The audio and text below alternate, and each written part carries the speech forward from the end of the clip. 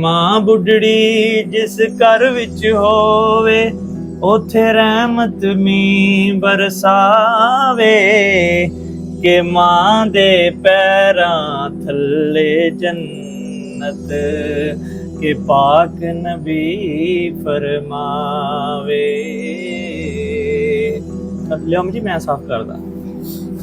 अल्लाह तेरा भला, अल्लाह बस या अल्लाह तेरा शुक्र मालगा रोटी अन्ना मोहम्मदन अब्दुहु व रसूलु।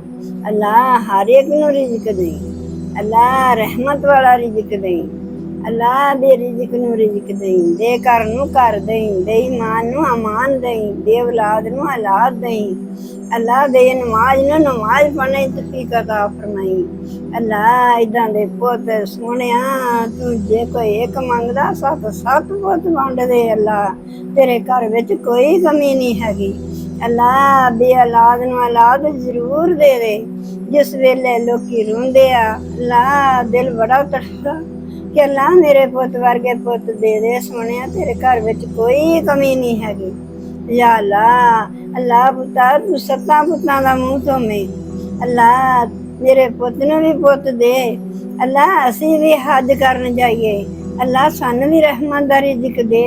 अल्लाह तू साडे दिलां नूं कायम रखी। अल्लाह तू कुल दुनिया दे उत्ते रहम करी। अल्लाह तू हर एक दी अर्ज़ां सुन लै।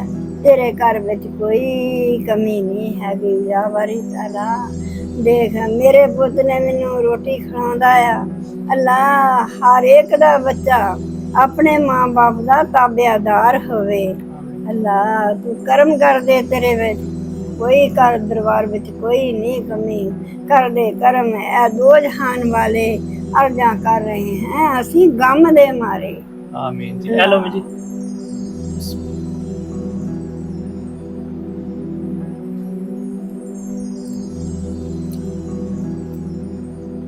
पुत हुण मैं रोटी रज के खा लई। पानी दा मामी जी? हाँ जी कोई नहीं बुरकी निकाल दो।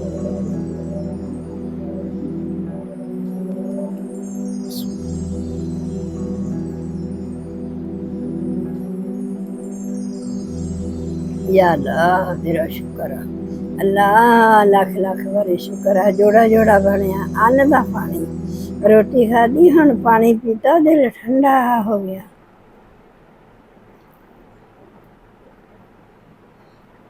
वाह जी वाह। अम्मी जी अद्धी खोर खा लो। बस हुण मैं रज गई।